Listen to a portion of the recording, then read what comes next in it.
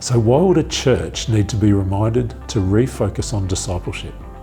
That's a question I've been asking myself over the last couple of months.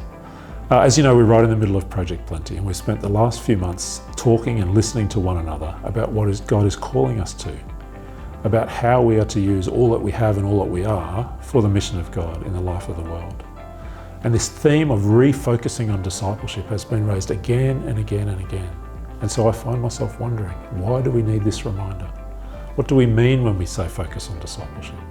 Sometimes we mean sharing the gospel, offering people the opportunity to decide to follow the way of Jesus. Sometimes we mean learning and forming as disciples. Sometimes we mean the living out of our discipleship. And that leads me to a second theme that I've heard.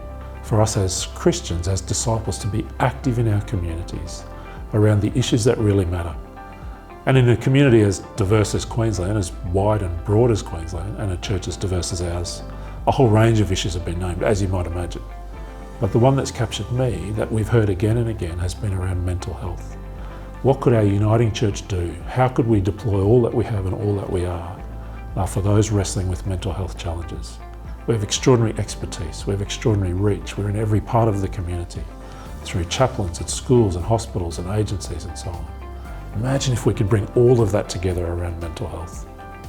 These are just two of the themes that we've identified as we've listened and talked, as we've wondered what it means for our church to move into the next 5 or 10 years.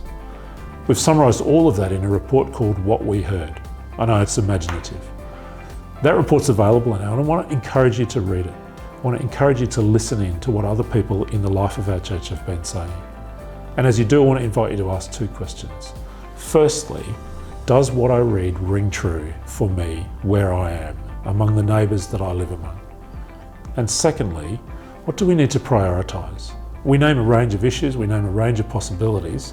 Which ones do you think are most important?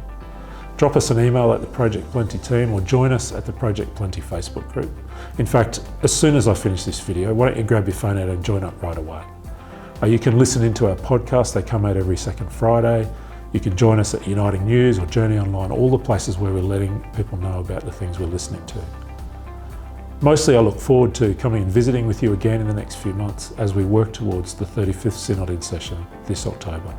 And as we continue to wrestle with this question, what kind of church is God calling us to be? How are we to be a part of our neighbourhood, our community? Thanks for being a part of Project Plenty, and I look forward to hearing from you soon.